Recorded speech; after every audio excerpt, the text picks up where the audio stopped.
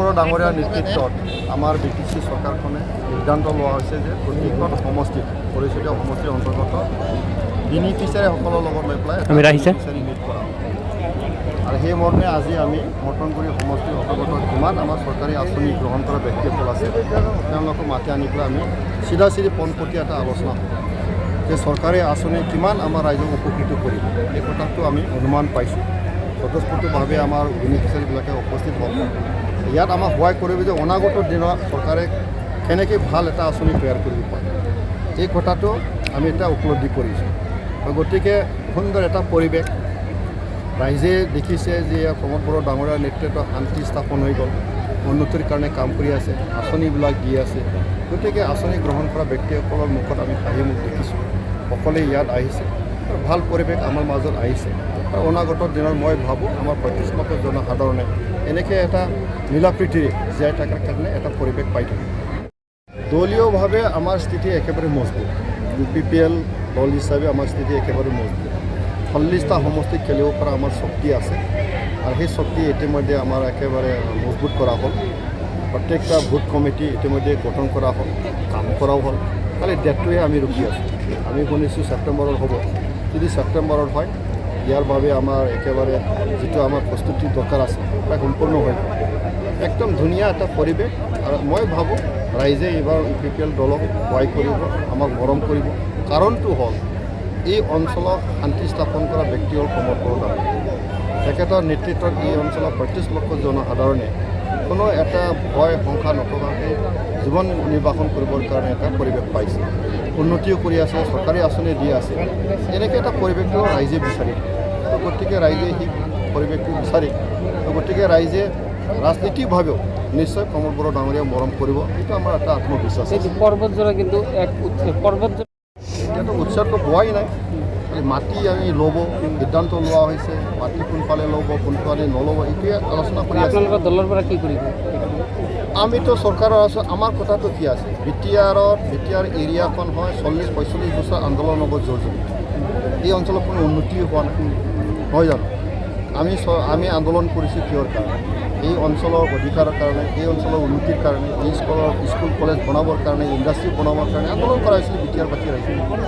তো আজি বহুত দিনৰ মূৰত কিবা এটা ডাঙৰ যদি কোম্পানী আহে, সেই কোম্পানীখন পোনপটীয়াকৈ বিৰোধ কৰাটো কিমান যুক্তি হ'ব?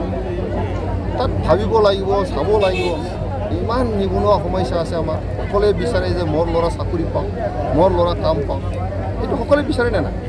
তো গতিকে এই কথাখিনি লক্ষ্য ৰাখি পেলাই প্ৰমোদ বড়ো ডাঙৰীয়াই এডভান্টেজ আছামৰ জৰিয়তে আমাৰ বিটিআৰ এৰিয়াত এটা কোম্পানী আহিব ধৰিছে, সেইটো আমি জাগা দিব বিচাৰিছোঁ। তাতেতো ভুলটো ক'ত আছে? ইতিমধ্যে কোৱা হৈছে যে চৰকাৰে কোনো পৰিয়ালক ক্ষতি হোৱাকৈ, কোনো মানুহক ক্ষতি হোৱাকৈ এই কোম্পানীটো নবনাব।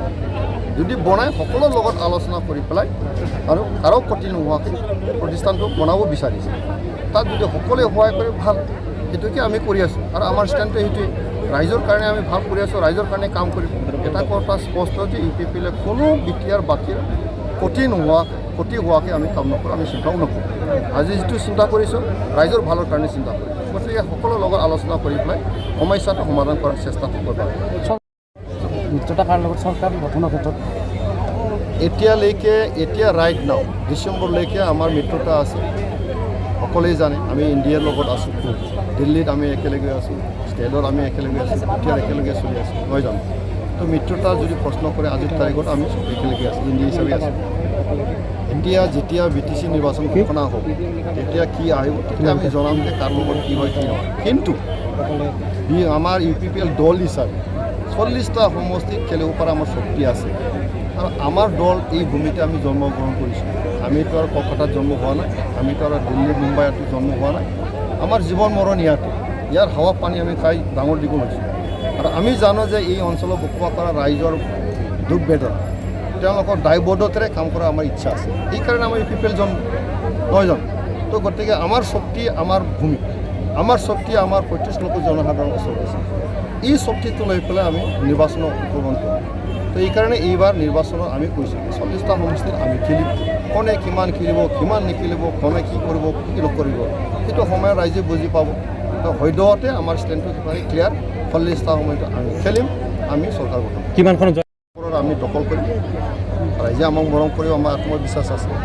গতিকে 30টাৰ বেছি আমি চিট ল'ম, চৰকাৰটো আমি ল'ম। অঞ্জলি দৈমাৰীয়ে সভা সমিতিয়ে এটা কথা কৈ আছে যে যুৱচাম ধ্বংসৰ পিনে যাই আছে, যুৱচাম ধ্বংস পিনি যে গৈ আছে, এইটো কি অৰ্থত কৈছে তেখেতে মই নাজানো। কিন্তু আমাৰ চৰকাৰখনে আজিৰ তাৰিখত যিসকলে অস্ত্ৰ লৈ পেলাই, অস্ত্ৰ ধৰি পেলাই তেওঁলোকে আমাৰ সমাজৰ বাহিৰত গৈছে, তেওঁলোকক আমাৰ চৰকাৰখনে সকলোকে আঁকোৱালি লৈ পেলাই সুস্থ পৰিৱেশ দিবলৈ চেষ্টা কৰি আছে। সেইটো ডাঙৰ কথা আছে।